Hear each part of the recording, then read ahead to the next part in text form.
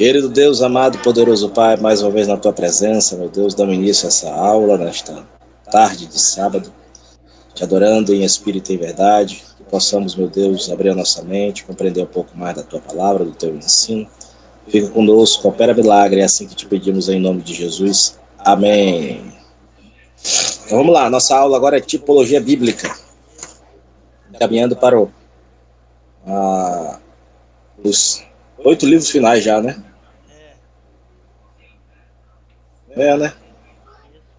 Vai ter missiologia, ética pastoral, origens bíblicas, teologia sistemática 1 e 2 e 3, o lar cristão. Esse liturgia e ordenança a gente já teve, né? Não, a gente só teve agora história eclesiástica, teologia complementares, hermenêutica, aí tivemos origens bíblicas. Tem um, dois, três, cinco. Tive ortodoxa, dois, três, quatro, cinco, seis, sete. Dá tempo ainda. Dá Sete, certinho. sete sim. Terminar. Então vamos lá. Tipologia bíblica, página 12. As definições. Isso aqui é mais. A tipologia é o estudo de figuras e símbolos bíblicos, especialmente de cerimônias e ordenança do Velho Testamento, que prefigura a dispensação da graça e as coisas celestes. É uma das áreas mais importantes do estudo bíblico, por sua riqueza de conteúdo e ensinamento para a igreja. Entretanto, poucos cristãos aprofundam-se neste vasto campo dos textos bíblicos. Talvez isto se dê por causa da especulação fantasiosa de alguns que exageram na imaginação e na criatividade quanto aos tipos bíblicos ou ainda pelo secularismo, que tentam desacreditar o fator sobrenatural das escrituras sagradas. Apesar disto, a tipologia bíblica continua sendo um excelente auxílio na compreensão de plano redentor divino e no conhecimento de nosso Senhor Jesus Cristo. Sobre esse assunto, Charles Ryrie afirma: os dispensacionalistas reclamam para si a interpretação literal da hermenêutica. Isso significa uma interpretação que dá o mesmo significado a toda palavra que teria em seu uso normal, quer empregado na escritura, fala ou no pensamento, e às vezes é chamado de interpretação histórica, gramatical, pois o significado de cada palavra é determinada por considerações históricas e gramaticais. O princípio pode também ser chamado de interpretação normal, pois o significado literal das palavras e a abordagem normal para o seu entendimento em todas as línguas. Pode ser designado também de interpretação simples, já que ninguém recebe a ideia errada de que o princípio literal elimine o uso de figuras de linguagens. Símbolos, figuras de linguagens e tipos são todos os interpretados de maneira simples neste método e não são contrários à interpretação literal. Afinal de contas, a existência de uma figura de linguagem depende da realidade do significado literal dos termos usados. Muitas vezes, a figura torna mais clara o significado literal, normal e simples que elas transmitem ao leitor. Vamos lá, um tipo é uma semelhança divina ordenada pela qual pessoa, objeto e eventos celestiais são demonstrados pelo terrestre.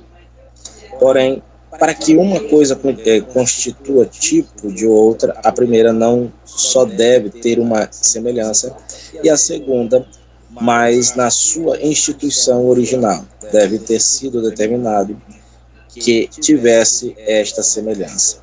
Um antítipo é aquela coisa celestial ou realidade prefigurada pelo tipo. Dilúvio comparado ao batismo, né? Tabernáculo terrestre comparado ao celestial. Esse tipo e antitipo a gente estudou, acho que um ou dois livros passados, né? Lá em hermenêutica. Vamos lá, tipos, página 14. Que a tipologia mesmo, ela vai trabalhar em cima da simbologia, né? São os símbolos aplicados dentro da Bíblia e as suas comparações. Tipos.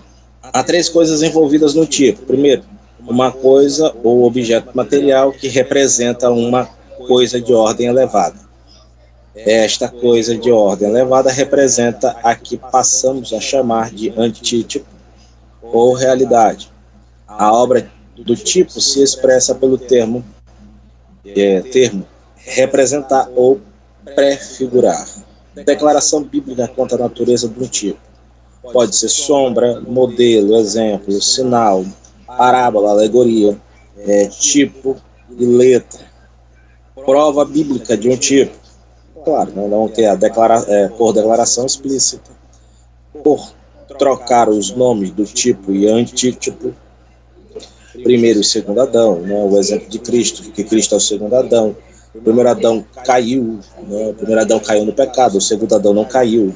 Né? A Páscoa, que a gente pode usar como o Cordeiro, não, o Cordeiro que é Cristo, o sacrifício ali feito por Cristo no alto da cruz do Calvário, são tipos que podemos usar para exemplificar isso.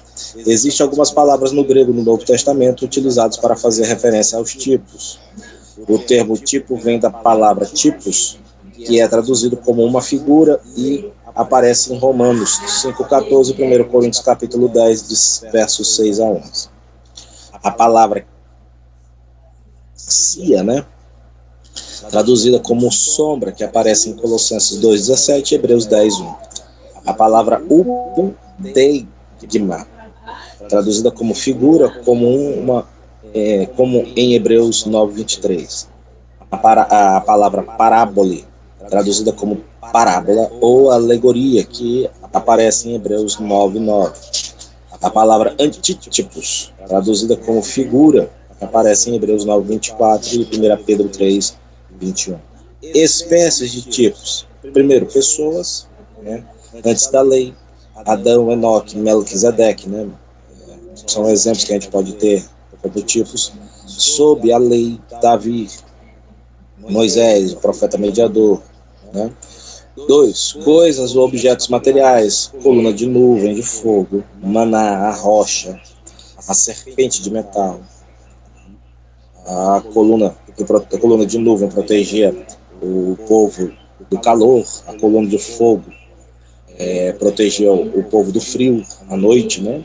Maná é o alimento que caía do céu, que trazia um certo conforto para o povo, né?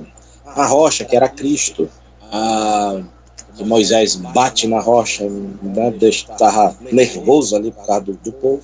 A serpente que curava, né?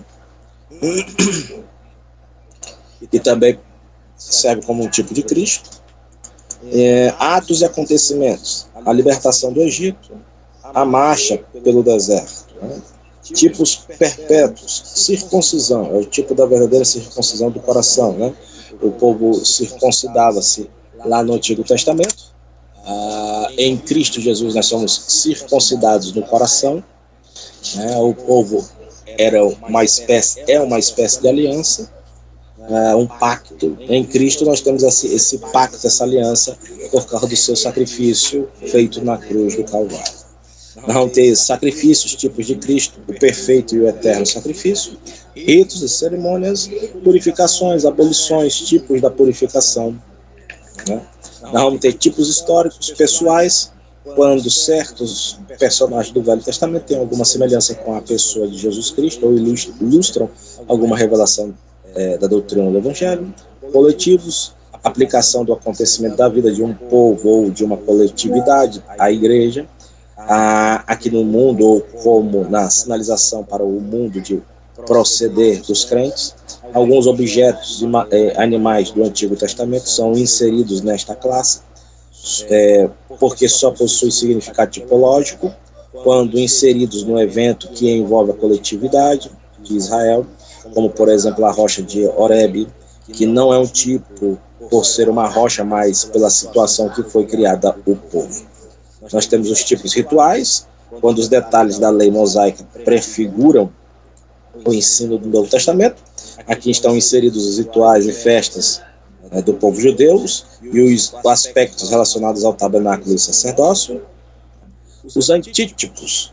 Os antítipos são as declarações bíblicas quanto à natureza dos antípodos. Aqui o corpo, a mesma imagem, coisas celestiais, o verdadeiro e o espírito. O valor do tipos. Agostinho diz, o Novo Testamento acha-se no Velho Testamento, e o Velho, pelo Novo, é explicado. Claro, todas as escrituras têm valor, né? Servem para ensinar. A igreja prefigurada fortalece convicção nas inspirações das escrituras, fortalece convicções nas profecias, barreiras contra heresias, faz parte em todo o conselho de Deus, faz parte naquela boa parte que Maria escolheu e fortalece a santidade. Tipo versus símbolos. A gente tem coisa para ler, né? Os tipos assemelham-se aos símbolos e podem até ser considerados uma espécie particular de símbolo.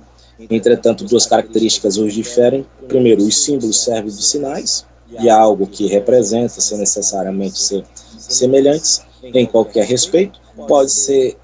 Podemos citar como exemplo o vento e o fogo, símbolos do Espírito Santo, que também matam e destroem. Né? Símbolos são esses. Os tipos apontam para o futuro, enquanto os símbolos podem não fazê-los. Um tipo sempre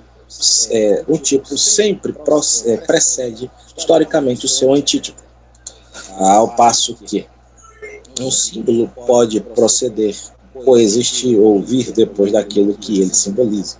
Um exemplo disto é a pomba, né, o símbolo do Espírito Santo, que continua existindo mesmo depois da descida do Espírito Santo. Características base do tipo. Um cuidado que precisamos ter na interpretação bíblica baseada em tipos é o que de atentar para as regras da tipologia, para evitar o exagero de transformar a Bíblia em um livro místico, recheado de enigmas e incerteza, cometendo extravagâncias com a finalidade de encontrar figuras e tipos onde não existem, para que algum personagem, evento ou objetos do Antigo Testamento possa ser considerado um tipo e não possamos estar à mercê da criatividade e invencionice de muitos ou algumas regras que precisam ser consideradas. A semelhança. Né? Vamos ter a semelhança, realidade histórica, prefiguração, elevação e planejamento divino. Primeiro, semelhança. Devemos haver algum ponto notável de semelhança ou analogia entre os seus antítipos.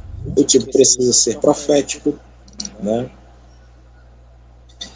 Em todos os pontos de semelhança, um antítipo é preciso verdadeiramente prefigurar as coisas vindouras. No caso do Cordeiro Pascal, ele era macho e sem defeito, assim como Cristo não possuía pecado. Foi separado no 10º dia, assim como Cristo faz a entrada em Belém. Isso.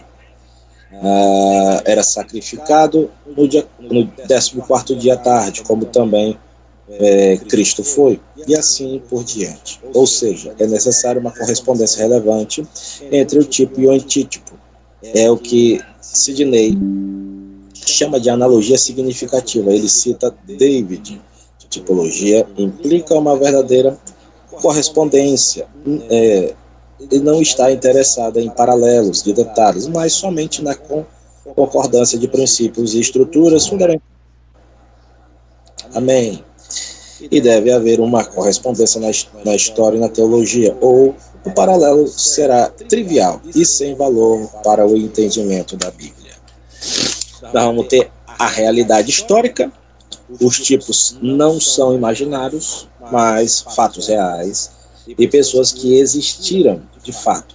Logo, a interpretação do tipo deve levar em consideração o fato histórico e os acontecimentos relatados na Bíblia. né? Nós vamos ter a prefiguração. A prefiguração é o símbolo ou analogia que o tipo apresenta e precisa ser preditivo, ou seja, ele sempre aponta para o futuro, pois o tipo vem sempre antes do antítipo.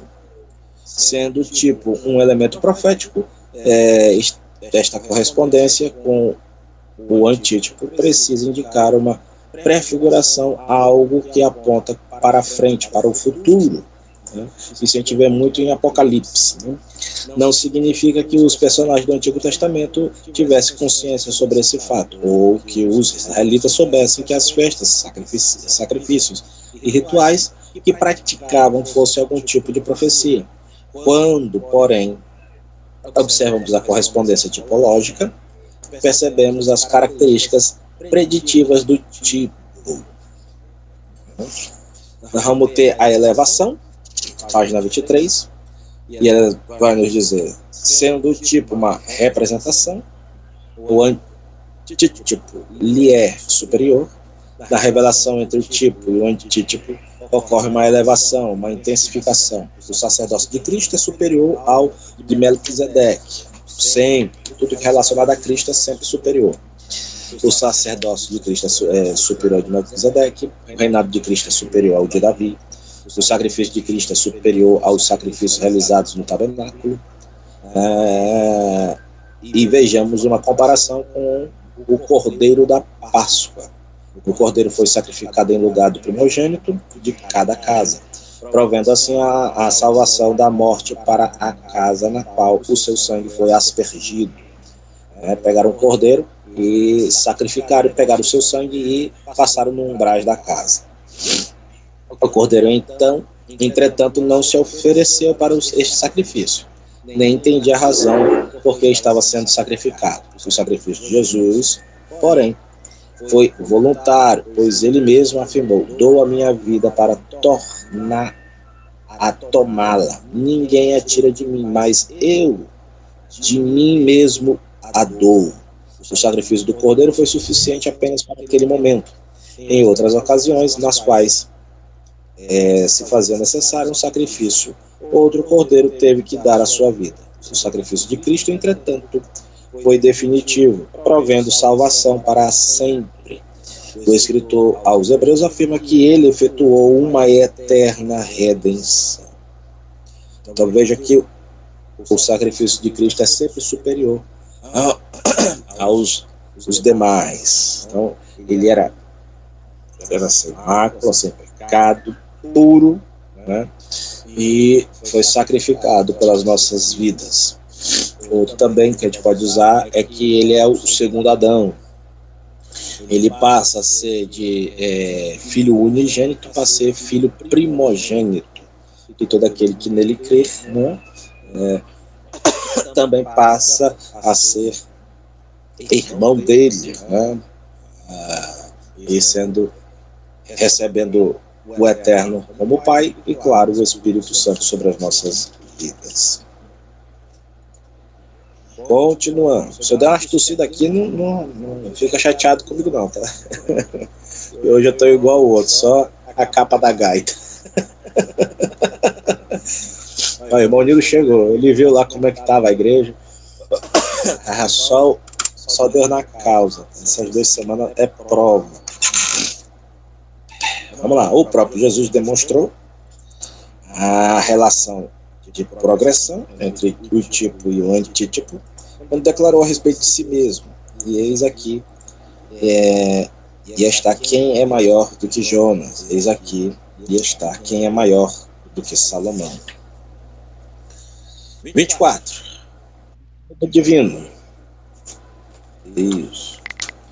Os tipos são similares, planejados por Deus. Essa matéria ela é bem simples, a gente consegue, na própria leitura aqui da nossa página, a gente vai conseguindo compreendê-la. A gente vê alguns exemplos e ela é fácil de compreensão. Então, e claro que a gente vai pegando para si os seus exemplos, mas é fácil, rapidinho a gente pega aqui. A gente estiver indo muito rápido, vocês me falam, tá bom? Os tipos são similaridades planejadas por Deus. Ele ordenou o tipo e projetou um antítipo para ser o seu cumprimento. Nós vamos ter Sidney diz que um tipo autêntico é fundamentado no desígnio divino. Ele cita John: a tipologia não é simplesmente um modo humano de interpretação, é primeiramente um modo de atividade divina dentro da história. Deus age em termos de promessa e cumprimento, coordenando os acontecimentos históricos de modo que o seu cumprimento futuro está sendo continuamente realizado através da história de Israel e subsequente à história da Igreja. A melhor forma de identificarmos mais personagens ou objetos do Antigo Testamento foram escolhidos por Deus para serem tipos e observarmos a evidência bíblica declarada no Novo Testamento, ou seja, quando o texto declara a relação tipológica entre o tipo e o seu antítipo, estabelecendo o relacionamento profético entre eles. Deve haver evidências que o objeto de tipificação representa o tipo que Deus indicou.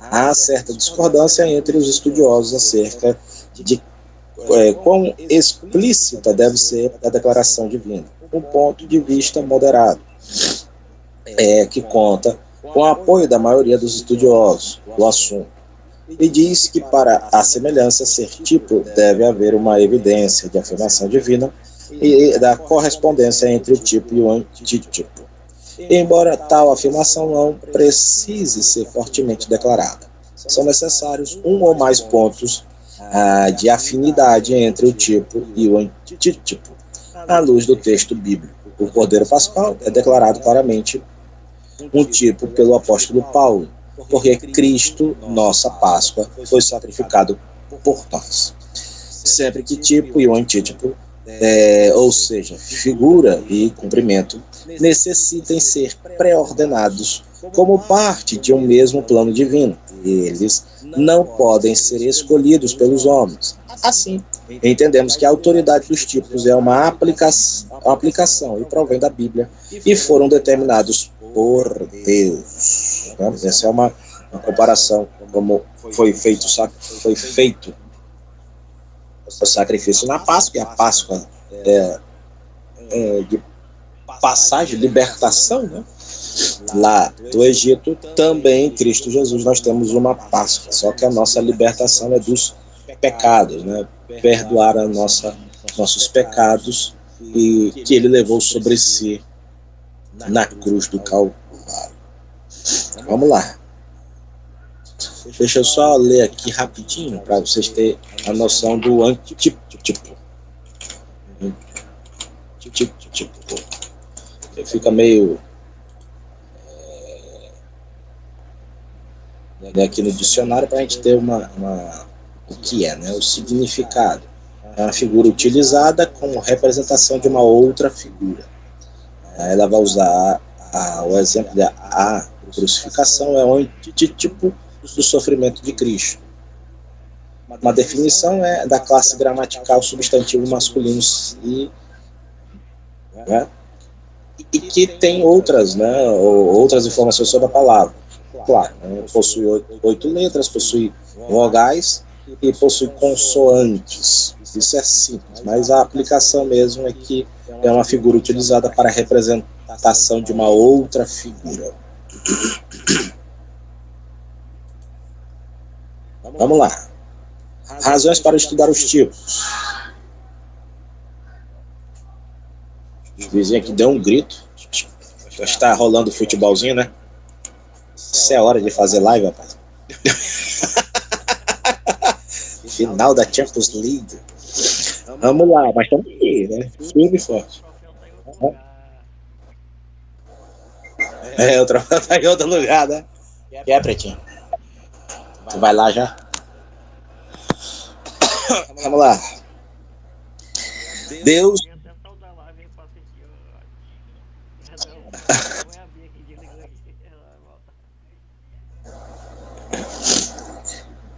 Deus deu valor. O Espírito Santo desenhou os tipos.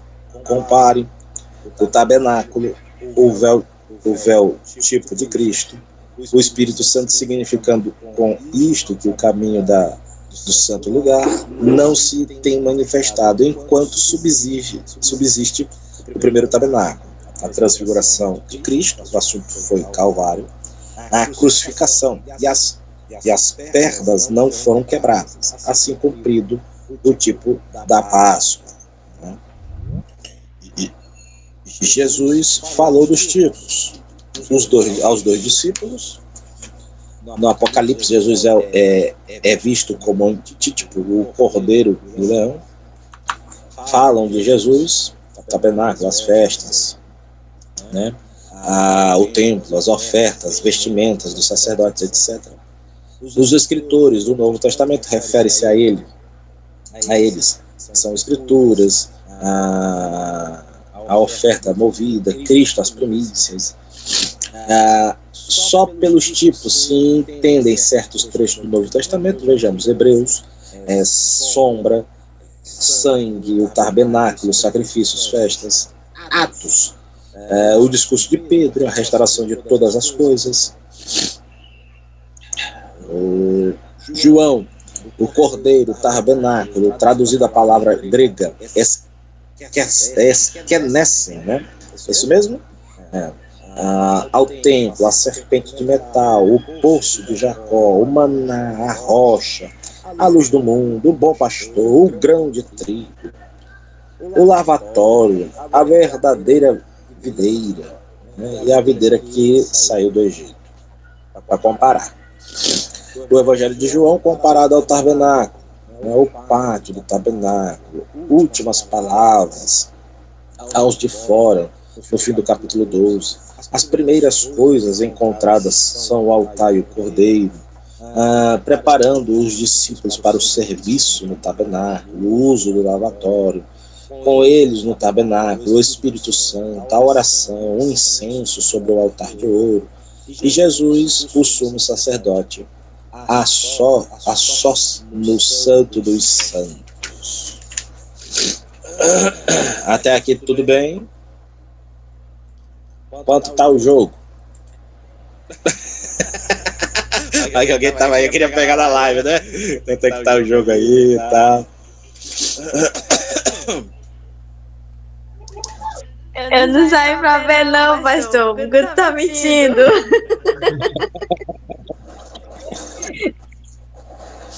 Não, que tá passando o Borussia e Real Madrid, né? O final da Champions League. E por um momento tinha esquecido a live, né? Aí, ó, os homens estão tudo. Olha os olhinhos dele aqui, estão tudo na TV, ó. Tá lá sem som. Agora você acertou, é verdade. Tá sem som, os vizinhos estão narrando lá. Tem aqueles vizinhos que botam a TV alto que só, né? Coloquei agora aqui pra ver que tá 0x0 aí, ó. Aí, 0x0. Vamos lá. Tipos históricos pessoais. Só de raiva nós vamos ficar até 6 horas da tarde. Também chamados de tipos humanos. Os tipos pessoais consistem em personagens do Antigo Testamento. Deus usou detalhes das suas vidas, características, eventos nos quais foram envolvidos e o seu caráter para profetizar a respeito de Jesus Cristo. São pessoas cujas vidas e obras são uma verdadeira profecia, com o qual podemos aprender sobre a vida e a obra de Jesus. É importante observar que cada tipo é insuficiente e incapaz de representar sozinho todo a respeito de Jesus. É bom até marcar isso aí. Quando, porém, estudamos o conjunto de personagens tipológicos, percebemos que cada um vai acrescentar mais detalhes a esta apresentação tipológica. Davi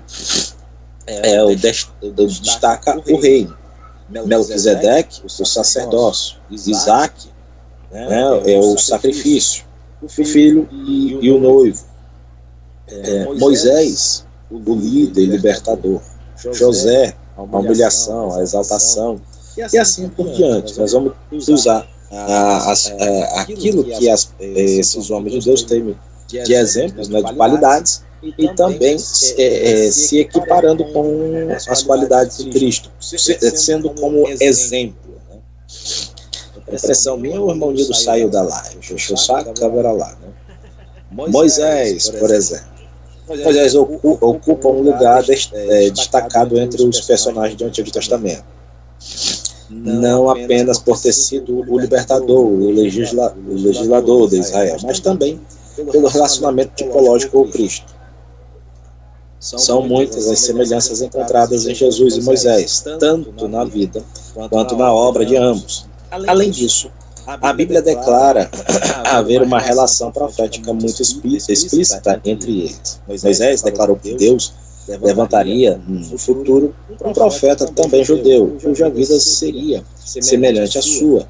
Para ter a certeza de que este seria o profeta levantado por Deus, os judeus deveriam verificar se a sua vida era semelhante à de Moisés. Ele assim declarou: o Senhor, teu Deus, te despertará um profeta do meio de ti, de teus irmãos, como eu a eles ouvireis. Deuteronômio 18:15. Quando João Batista apareceu, acharam que ele poderia ser este profeta. Então lhe perguntaram: és tu o profeta? Quando, porém, o povo viu Jesus realizando o milagre da multiplicação de pães, afirmaram: este é verdadeiramente o profeta que devia vir ao mundo. Declaração semelhante foi feita por Filipe ao dirigir-se a Natanael a respeito de Jesus. Havemos achado aquele de quem Moisés escreveu, olha só, e de quem escreveram os profetas, Jesus de Nazaré, filho de José. Por Estevão, em seu discurso, este é aquele a respeito de quem Moisés que disse aos filhos de Israel: o Senhor vosso Deus vos levantará dentre vossos irmãos um profeta como eu, a ele ouvireis. Grant apresenta muita semelhança entre Jesus e Moisés. Ele diz: a vida de Jesus foi similar à de Moisés. Ambos foram profetas, sacerdotes, legisladores, mestres, líderes de homens, e ambos ensinaram novas verdades de Deus e confirmaram seus ensinos com milagres. Ambos passaram seus primeiros anos de vida no Egito miraculosamente protegidos daqueles que procuravam tirar as suas vidas. A família de Moisés inicialmente não aceitava sua função. Entretanto, mais tarde, seu irmão Arão e sua irmã Miriam o ajudaram. A mãe de Jesus, seus irmãos e suas irmãs inicialmente erraram em não segui-lo. No entanto, mais tarde, seu irmão Tiago tornou-se um dos seus líderes da igreja em Jerusalém. Cada um deles foi considerado o homem mais sábio de seus dias. Ambos confrontaram poderes demoníacos e os subjugaram com sucesso. Assim, como Moisés determinou 70 juízos sobre Israel, Jesus ungiu 70 discípulos para ensinar as nações. Moisés enviou 12 espias para Canaã. Jesus enviou 12 apóstolos para alcançar o mundo. A Bíblia não diz que algum deles tenham experimentado alguma doença. E os corpos de ambos não permaneceram em seus túmulos. Ambos jejuaram 40 dias e experimentaram crises espirituais no topo de montes. Assim como Moisés estendeu a sua mão sobre o mar vermelho para exercer autoridade sobre ele, Jesus repreendeu o mar da Galileia e aquietou as suas ondas. As faces de ambos brilharam com a glória dos céus. Moisés no Monte Sinai e Jesus no Monte da Transfiguração. Moisés resgatou Israel de sua religiosidade morta no Egito pagão.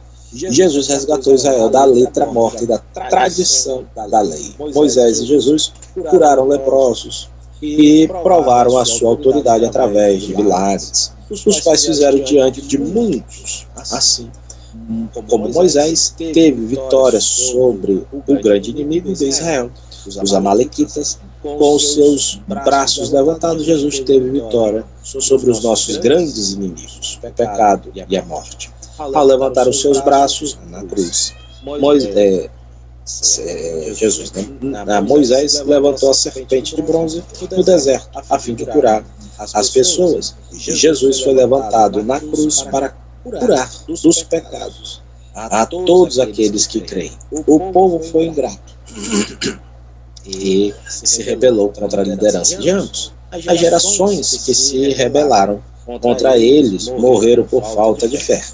Uma no deserto e a outra no cerco de Jerusalém no ano 70 depois de Cristo. Moisés e Jesus morreram no monte. Moisés prometeu que o outro profeta viria. Jesus prometeu à igreja que o seu pai enviaria Consolador, o Espírito Santo. No mês de Nissan, no 14º dia, que era a festa da Páscoa, tanto Moisés quanto Jesus libertou aqueles que neles creram.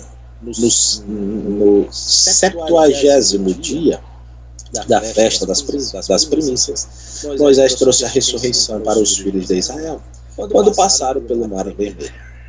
Na mesma data, Jesus trouxe as primícias da ressurreição, quando levantou dentre os mortos. 50 dias mais tarde, na festa de Pentecostes, Deus concedeu um grande presente a Israel e a todas as nações, dando-lhes a Torá, a lei. 50 dias após a ressurreição de Jesus, Deus deu à igreja o grande dom de batismo do Espírito Santo. Segundo exemplo, Davi. Então percebe-se que Jesus é maior do que Moisés. Davi, o rei Davi, também merece destaque entre os personagens de Israel, pelo aspecto profético e tipológico que apresenta. Sendo pastor de ovelhas, rei de Israel, nascido em Belém de Judá. Ele possui muitas semelhanças com o Senhor Jesus Cristo. A promessa feita a Israel a respeito de um rei que Deus levantaria no futuro sobre o seu povo é descrita por Ezequiel. E suscitarei sobre elas um só pastor, e ele as apacentará. O meu servo Davi é que as apacentará. Ele lhes servirá de pastor.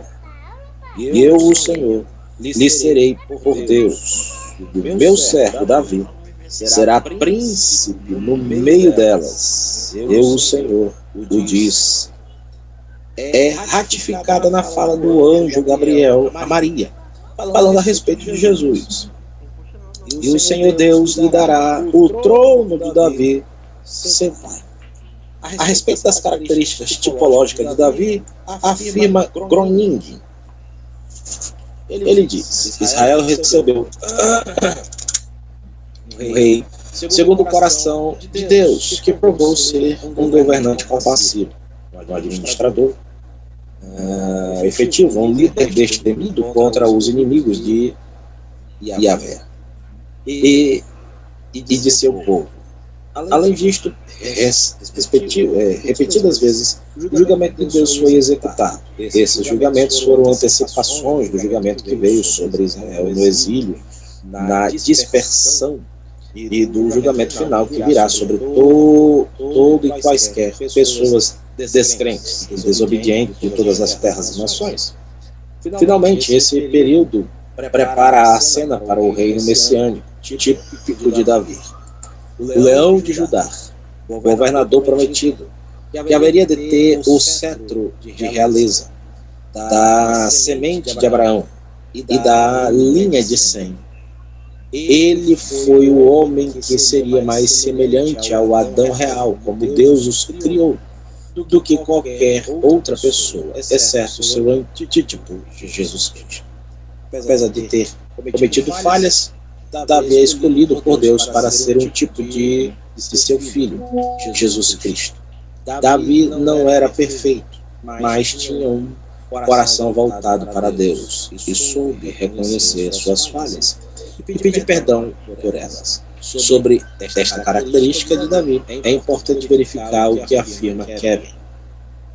Antes de mais nada, devemos reconhecer que não existe um tipo ou figura perfeito ou completo.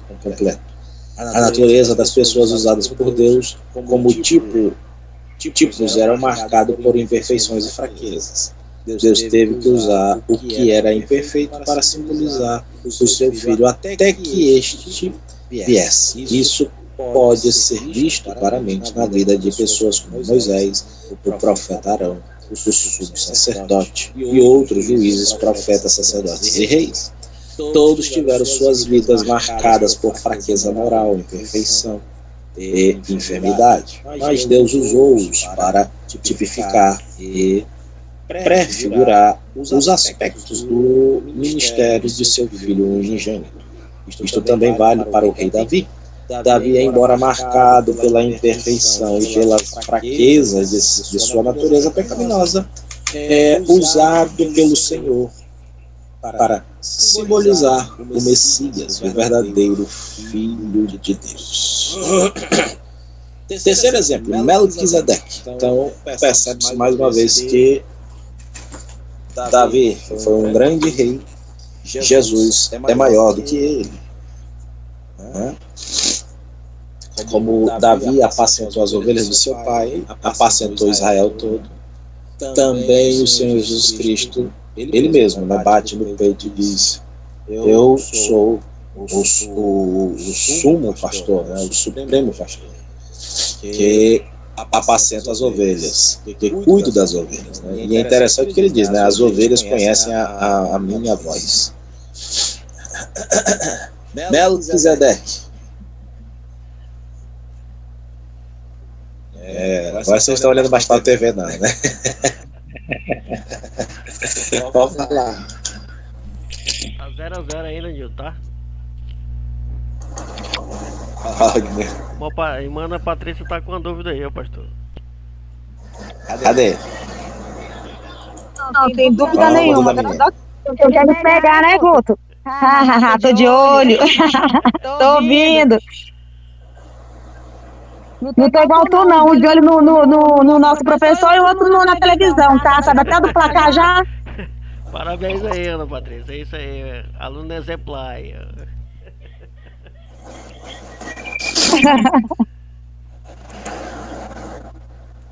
Melquisedeque. Melquisedeque é uma figura muito enigmática. Há quem acha que se trata do próprio Sem, filho de Noé, visto que o mesmo viveu por 600 anos. Isto é tempo suficiente para estar vivo na época de Abraão. A Bíblia, entretanto, afirma que ele era sem pai, sem mãe, sem genealogia, não tendo princípio de dias nem fim de vida, mas sendo feito semelhante ao Filho de Deus. Isto significa que não sabemos da sua origem nem destino. Escrito aos Hebreus, indica que isto era uma representação da eternidade de Cristo e de seu sacerdócio. Jesus não poderia ser sacerdote da linhagem levítica, pois era da tribo de Judá. Pode dizer. Em questão ao Melquisedeque, ele não tem, né? Nós já passamos por essa aula em outros livros. Ele não tem analogia, ele não tem. Quem foi o escritor do livro de Melquisedeque? É em Gênesis que fala sobre ele, né? É bem pouquinho também. Pois é, mas quem é o escritor que falou que escreveu sobre ele? É Moisés que fala sobre ele. Moisés, né? Moisés. Supostamente foi dado por Deus naqueles dias que ele passa lá no monte. Foi Deus que revelou isso para Moisés.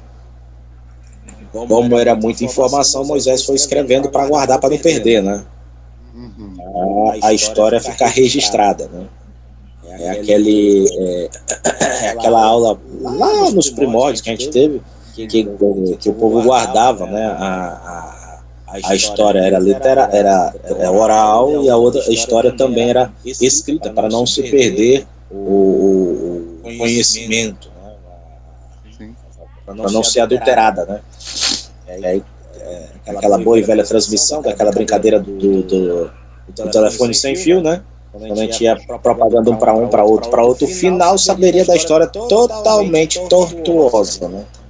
Com essa função, Moisés escreve para guardar as informações. E aí é muita pouca coisa sobre Melquisedeque que a gente tem, né? Tranquilo. Beleza, então vamos lá.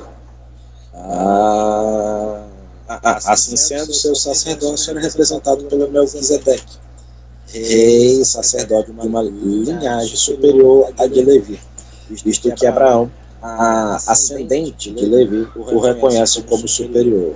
Sobre esta interpretação, o capítulo 7 da Epístola aos Hebreus declara o reverendo Josivaldo de França, e diz: quando o texto sagrado diz que ele não tinha pai e mãe, nem princípio nem fim, significa tão somente que ele não tinha genealogia, no sentido de não existir registro algum de sua origem, de sua descendência.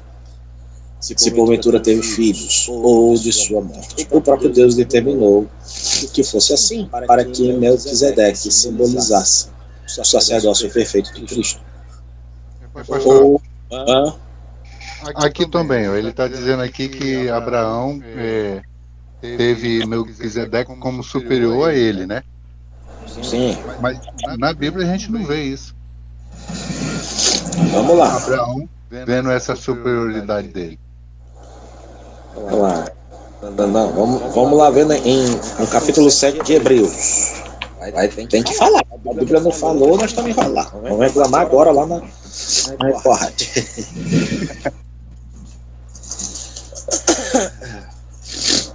Hebreus 7. Deixa eu ver essa daqui.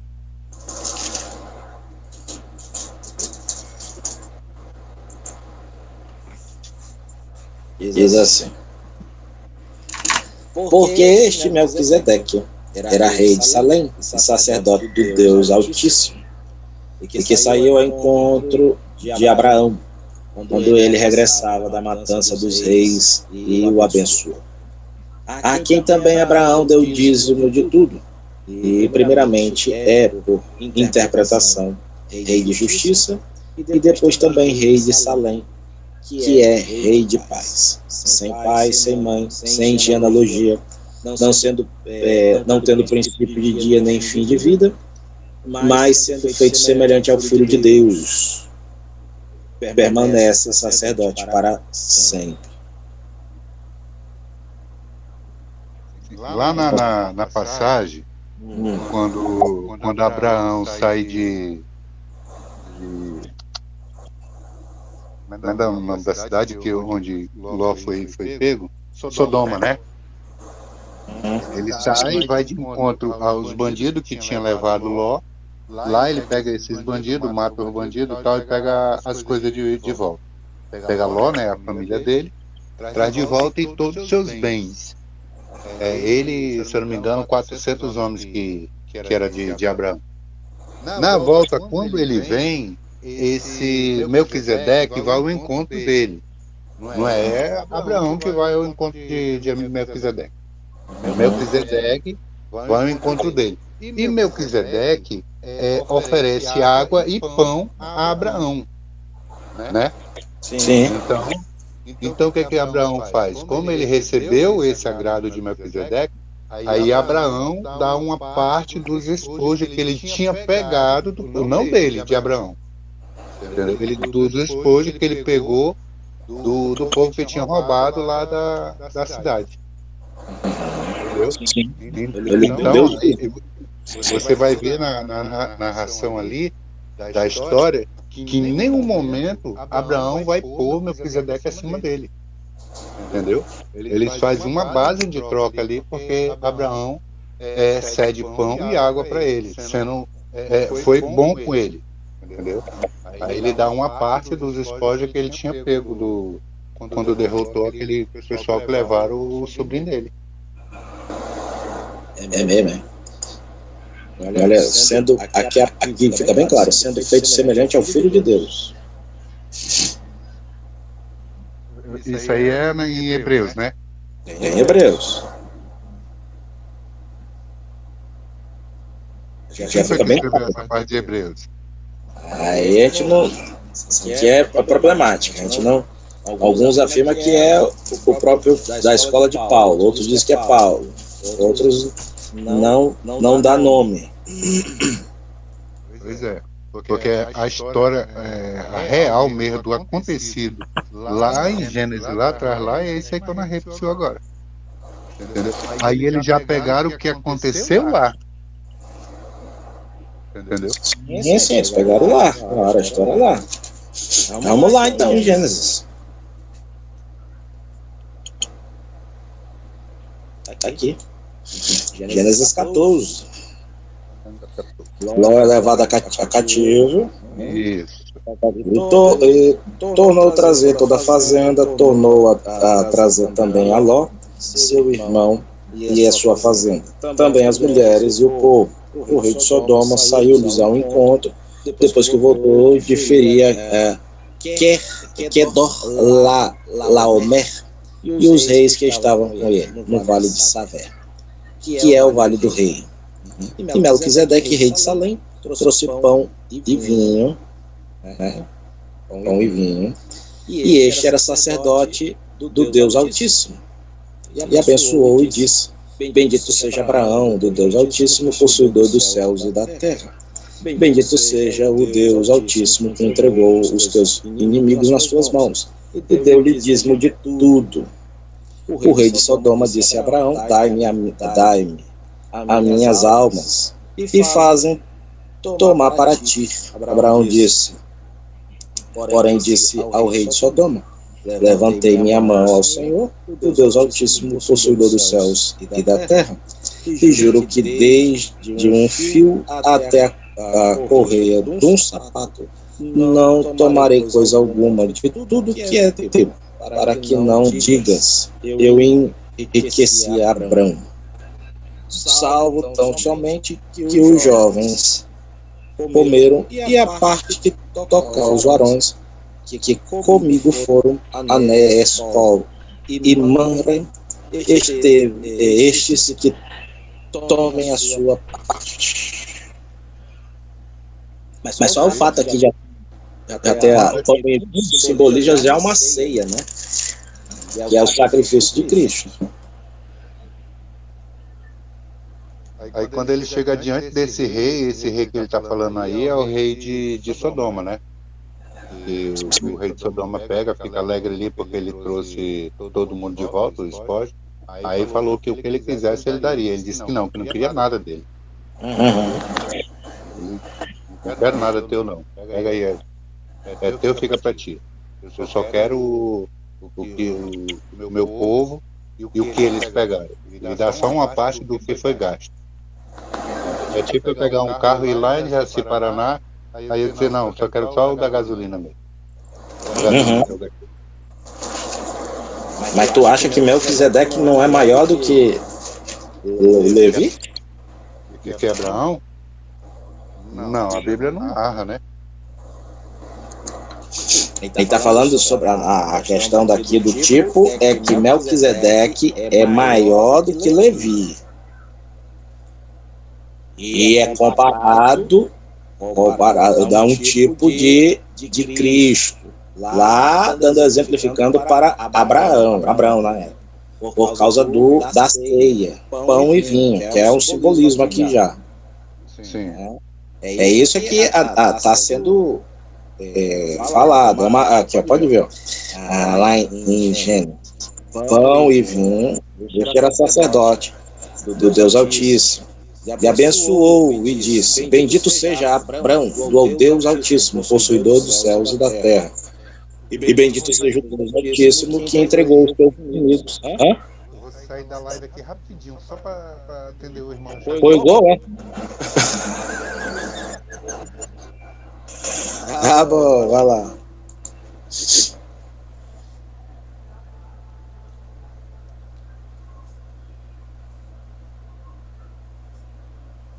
Vamos lá. Bem aqui. Saiu? Ainda tá aí. Mas prosseguir. Aqui, ó. Na página 35 vai dizer: o próprio Deus determinou que fosse assim para Melquisedeque, simbolizasse o sacerdócio perfeito de Cristo. Acho que, né? Ou como o próprio Davi declarou, o Senhor jurou e não se arrependeu. Tu és sacerdote para sempre, segundo a ordem de Melquisedeque. Quando o autor da carta aos Hebreus diz, em 7:3, que Melquisedeque permanece sacerdote perpetuamente, também Isso. Que aí eu falo lá, tá bom? Isso. Tá bom?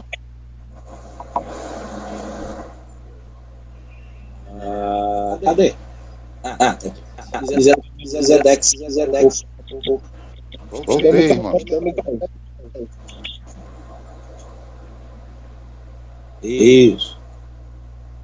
Irmão Nildo foi olhar o jogo, né, irmão Nildo? Aí voltou.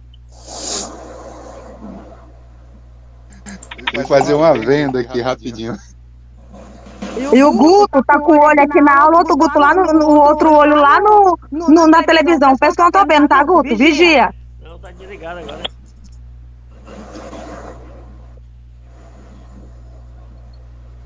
Achei que ele sai até da... Então, a comparação aqui é a respeito disso. Como Melquisedeque não tinha nem início nem fim, né? Não tinha genealogia, não teve história. Então, era um sacerdote perpétuo. É essa a comparação, meu amigo. A gente está aqui, que é abordada aqui. Aqui, ó, dizendo que Melquisedeque é Jesus. O texto bíblico diz que ele é semelhante. A palavra semelhante significa parecido. Não é a mesma pessoa. Ele foi feito por Deus, semelhante a Jesus, quanto ao fato de não ter princípio nem fim. Nesse texto. Figuradamente falando, e consequentemente em seu aspecto sacerdotal. Portanto, a expressão permanece sacerdote perpetualmente refere-se à ordem sacerdotal de Melquisedeque cumprida na pessoa de Cristo, com a sua encarnação, morte e exaltação. Jesus tornou-se o nosso eterno sacerdote segundo a ordem de Melquisedeque. Espera aí que agora quem precisa sair da live aqui rapidinho sou eu. 2 minutinhos aqui, que eu só preciso dar uma chave aqui.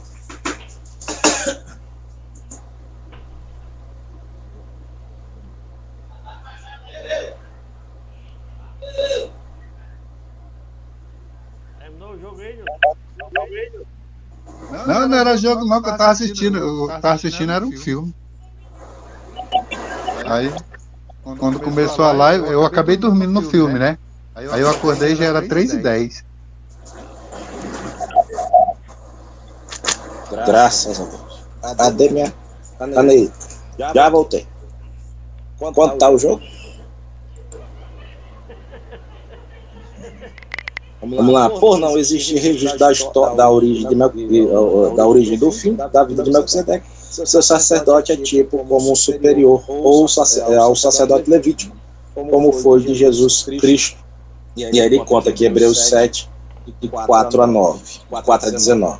Vale destacar ainda que a expressão não teve princípio de dias, nem fim de existência.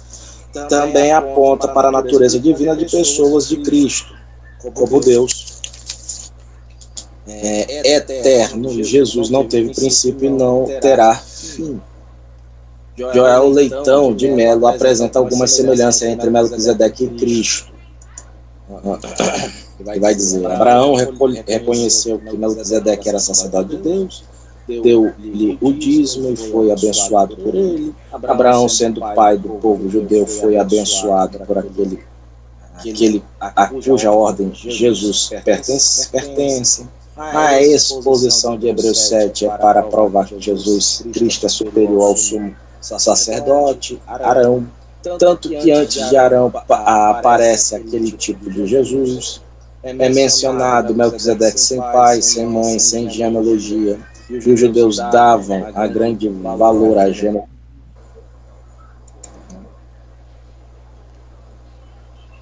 Pode falar aí.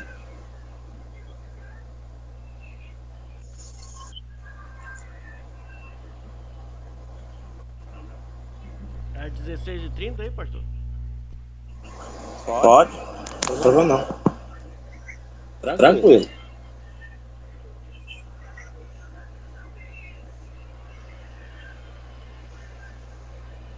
Então, continuando.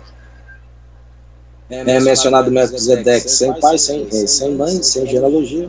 E os judeus davam grande valor à genealogia. Só podiam exercer um cargo importante sendo conhecida a origem familiar. Quando voltaram do cativeiro no tempo de Esdras e Neemias, alguns que não provaram o registro da genealogia foram rejeitados, considerados imundos e proibidos de comerem das coisas sagradas. Cremos que Melquisedeque era o homem descendente de Arão e Noé, e sua genealogia era desconhecida, e Deus não quer que identifiquemos. Pela mentalidade dos judeus, não devia ser o sacerdote de Deus, mas ele foi aceito como tal por Abraão, e da sua ordem vem Jesus. Ele era rei de Salém, rei de paz. Salém quer dizer paz, e o nome de Jerusalém. Jesus Cristo, depois de destruir o reino do anticristo, reinará em Jerusalém como rei de paz.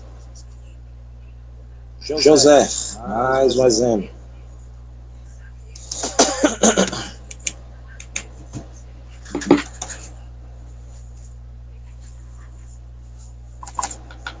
Poxa, eu saí naquela hora, podia ter mudado a TV aqui para ver o jogo. Tá no 11. José, também não ouvia, né?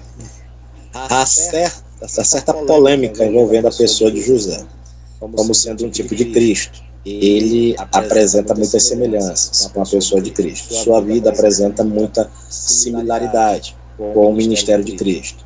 Desde o fato de ser rejeitado pelos irmãos e amado pelo seu pai, e ter sido vendido pelos que lhe eram chegados, a sua humilhação na casa de Potifar e no cárcere, e ainda que mantendo a integridade até a exaltação e poder no Egito, e apontam para a humilhação e a glorificação de Cristo. Ada afirma a respeito de José: os 13 capítulos que narram a bela história da vida de José estão repletos de Cristo, à medida que um versículo atrás do outro apresenta o conhecido quadro do Antigo Testamento. Podemos comparar com eles muitas passagens do Novo Testamento que descrevem a vida e o caráter daquele que José tipifica tão maravilhosamente. É amado por seu pai, vestido por ele e enviado numa missão para seus irmãos. É odiado e invejado por eles, que lhe recusam lealdade, conspiram contra ele, despojam-no de suas roupas e o entregam nas mãos dos gentios. As tristezas, os sofrimentos e a vergonha pelos quais passou são retratados numa série de quadros: a cova, o preço da compra, a casa, Potifar, e o cárceres. Mostram como José foi levado passo a passo pelo caminho da humilhação abaixo. A cova nos lembra o clamor do Senhor no Salmo de número 69. Nas profundezas lamacentas eu me afundo, não tenho onde afirmar os meus pés, nem deixe que a cova feche sobre mim a sua boca. Quando José foi vendido como escravo, o preço que se pagou por ele foi 30 moedas de pratas. De forma semelhante, o Senhor Jesus Cristo foi traído por 30 moedas de pratas, o preço de um escravo, né? E em seguida José se torna servo na casa de Potifar, o capitão da guarda. Semelhantemente a Jesus, de quem lemos em Isaías 49, 7 a 8, aquele que foi desprezado e detestado pela nação, servo de governantes. As dificuldades, porém, de muitos era gerada pelo fato de não encontrarmos uma declaração explícita da relação tipológica de José com Cristo no Novo Testamento. E apesar das questões relacionadas a tempo, semelhança e a elevação serem satisfeitas, muitos sentem a falta de uma evidência bíblica declarada. Beleza. Então, todos esses exemplos da vida de José servem também para ter uma tipologia com Jesus Cristo. Mais um. mas só no comparar isso só no dador, né? Porque no objetivo final ele não chega nem perto. Eu falo assim, só no comparar da dor, né? Das dores que Jesus passou que se compara com o que José passou.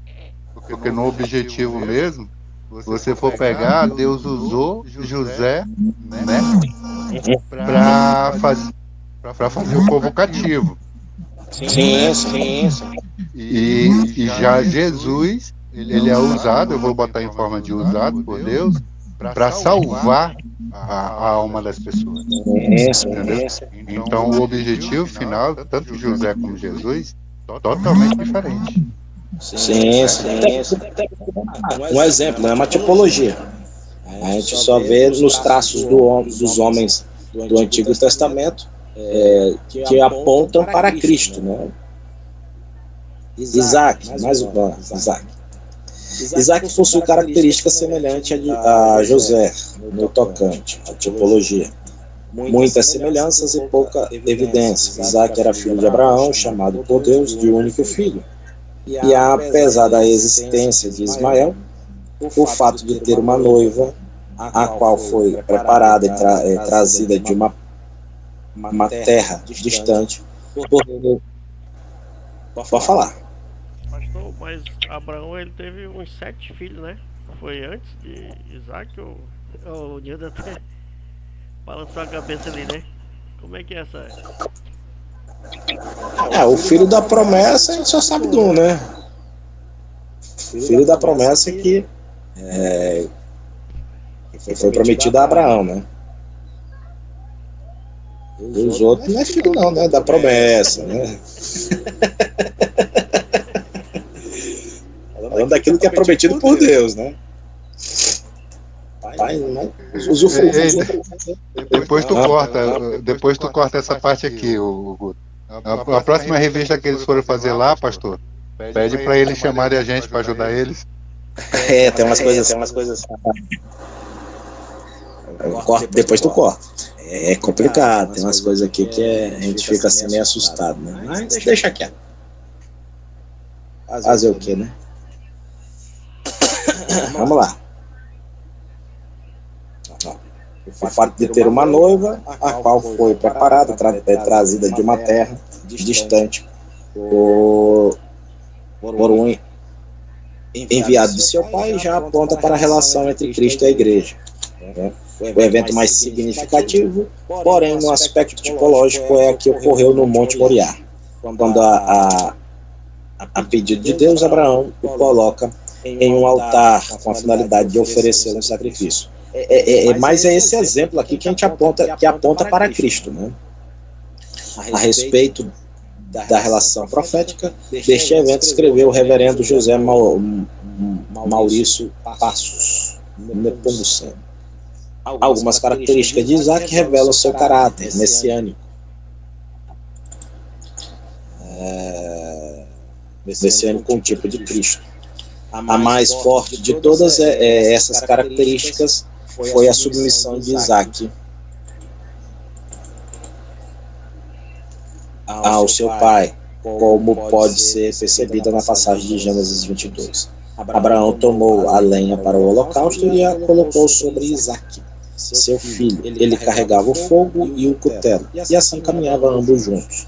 Um diálogo tomou conta da cena. Isaac questionou ao seu pai: meu pai, eis-me aqui, meu filho.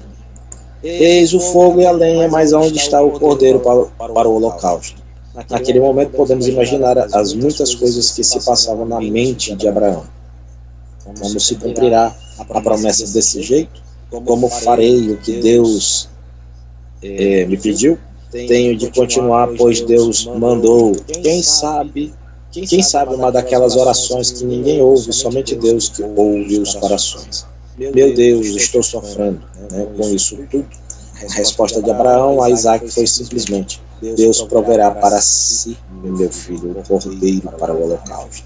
E a Escritura nos diz, segui ambos juntos. Em tudo isto vemos a submissão do menino Isaac. E assim como Jesus foi submisso né, ao Eterno, ao seu projeto, ao projeto que o Eterno tinha.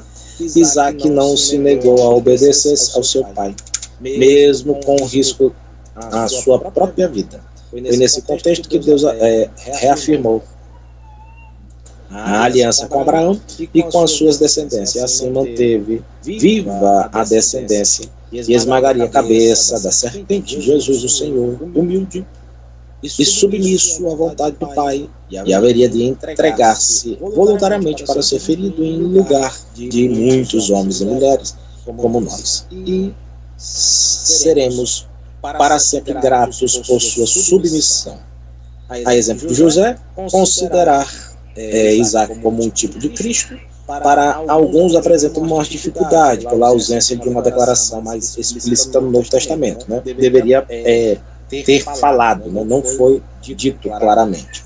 E concernente a este relacionamento tipológico, a respeito disto, entretanto, declara Gerard. Né? Ele vai dizer: muitos cristãos admitem que Isaac, o filho único e amados, posto sobre o altar do seu pai Abraão, como um sacrifício a Deus, é um tipo claro e definitivo de Cristo, e o qual, como o único e amado Filho do Pai Celeste, foi enviado como seu Pai para morrer na cruz. Quando, entretanto, é necessário explicar precisamente de que modo Isaac era um símbolo de Cristo e de sua morte sacrificial pelos pecadores, e, portanto, um tipo real de Cristo, né?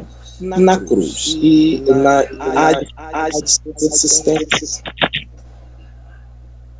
Pastor, aí também, minha opinião, é a opinião do Ivanildo.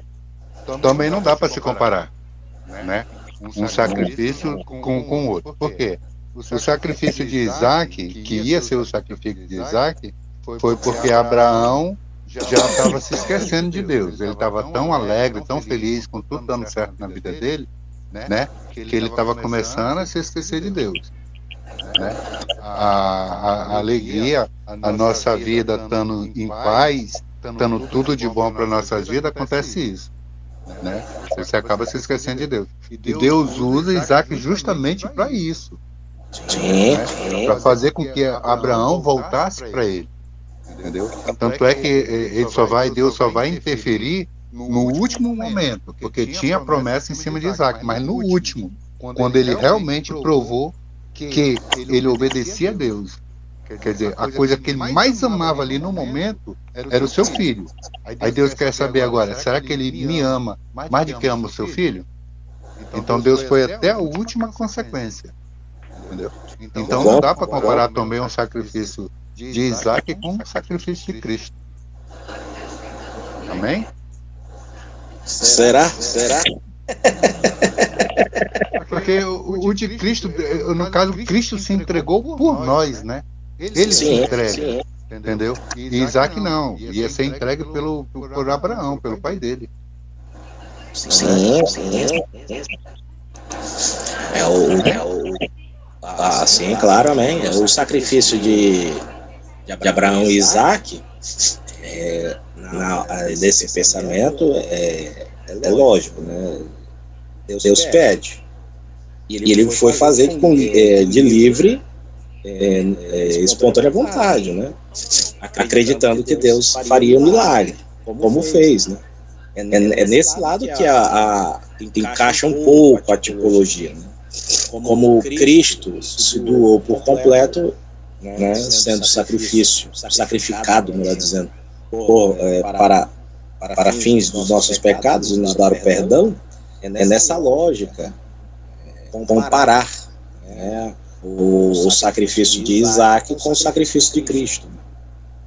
E até então a gente percebe-se o quê? Cristo foi levado mudo ao matadouro, né? O único questionamento que Isaac faz é cadê o cordeiro, né? Então é nessa lógica, nesse princípio que a gente é apontado a tipologia, né? Assim também, ó, se a gente for pegar por esse lado aí da tipologia, porque nós sabemos que o maior sacrifício que quem fez por nós foi Cristo Jesus.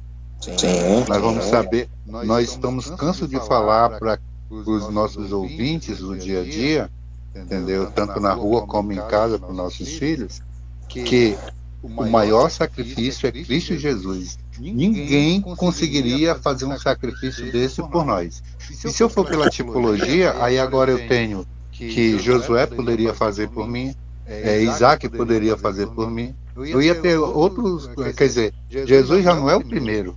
Jesus, nessa tipologia aí, Jesus já ia ser o quarto, quinto lá para frente. Entendeu? Então Jesus é o único. Eu não posso tirar isso. Não estão tirando. É só um exemplo, como o Velho Testamento é uma sombra do Novo, é um exemplo. É um exemplo que foi dado lá atrás que aponta a Cristo também, aponta para Cristo. Sendo que Cristo é maior do que todos esses exemplos que é citado. É isso que a gente tá, é isso que a tipologia cristã aponta para nós. Não vai em nenhum momento questionar o sacrifício de Cristo. Se essa é a tua dúvida, né? Essa é a tua dúvida agora? A gente foi Não, mas aí já acabou a dúvida. Porque Cristo sempre vai ser o essencial, o pedestal. Eu quero só saber de uma coisa. Jogo. Olha lá, eu vi os olhinhos aqui, ó. 0-0 ainda? É, sim. 2-0.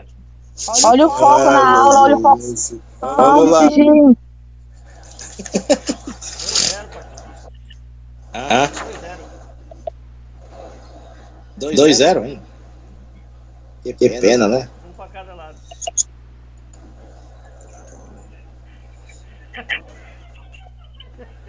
Olha, Guto tá informado de tudo, né, Guto? Tá de olho na aula, professor, de olho na televisão, olha, irmão Nildo, vocês. Jesus tá vendo, hein? Que é o jogão, Então vamos lá. Para terminar essa parte, a gente ir para 42. A Patrícia não entende, nós somos atleta e atleta gosta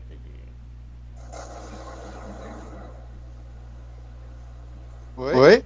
Que a Patrícia não entende, nós somos atleta, né? Né? Falar nisso, tu viu que o time do Marquinhos foi campeão ontem? Golaço do Marquinhos. Foi emoção, hein? Eu vi. Top.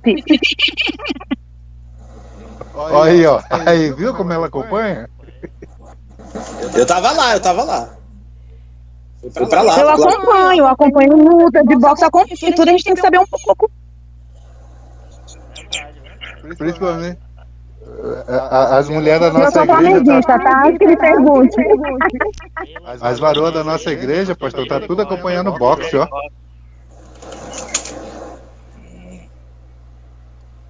Então vamos lá, então. A submissão de Abraão, seu pai deve ser encarado como uma evidência tipológica do jovem, um dos ancestrais do Messias. O fato de Isaac ter sido colocado sem objeção sobre o altar é uma demonstração concreta de seu caráter e de sua qualidade. Mas Isaac não foi sacrificado. Aí é que é a resposta. Não foi entregue à morte. Por isso que ele vai até lá, mas não é chega naquele ponto que a gente está questionando aqui, né? Claro que não vai ser maior do que Cristo, né? Não foi queimado como uma oferta de incenso a Deus e não fez nem expiação, nem propiciação do outro. Foi o carneiro provido no momento próprio que se tornou um sacrifício substitutivo no altar, substituindo de fato a Isaac. Isaac, como pessoa, demonstrou tipologicamente qualidades messiânicas ao altar. Ao altar não deve ser considerado tipologicamente messiânico. Beleza?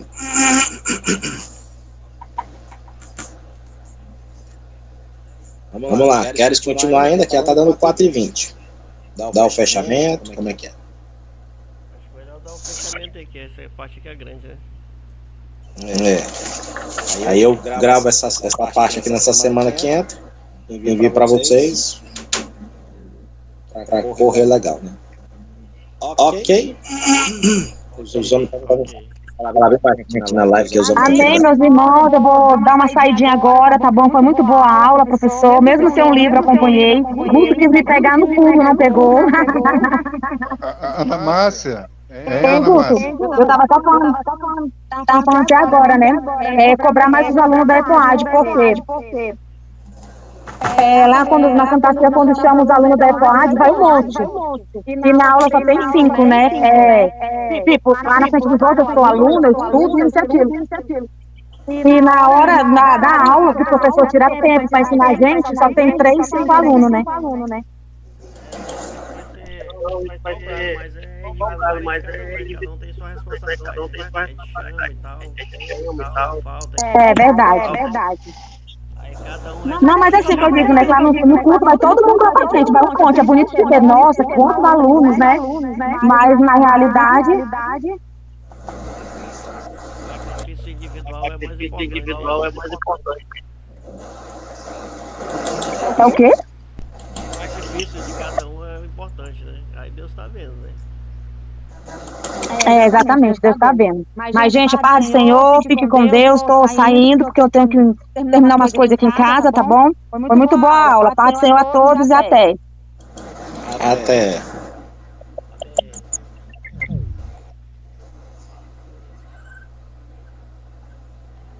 Mas a gente não ouve a voz da Márcia, Patrícia? Cadê? Prefiro mais ouvir irmão do que falar. Isso, então, já que a senhora está ouvindo, hoje, Guto, põe ela para orar pela gente. Amém. Amém. Pode orar então. Amém, irmão. Não fujo não, tô aqui. Soberano Deus, eterno Pai, queremos te agradecer, meu Deus, por essa rica oportunidade que tu nos concedeu de ouvir, de aprender mais da tua palavra, Senhor. Queremos te agradecer, meu Pai, pela vida do nosso professor, que o Senhor continue abençoando, que o Senhor continue dando sabedoria cada dia mais, e que o Senhor venha abençoar, meu Deus, a família, o celeiro, a vida e todos os componentes da área da vida dele, Senhor.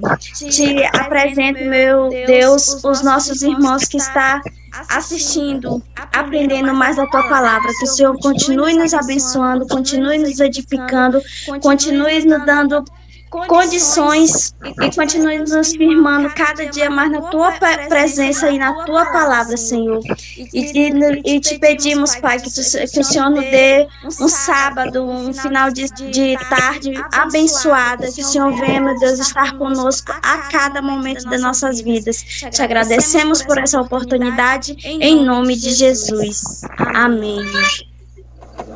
Amém, glória a Deus. Eu ouvi uma voz dela.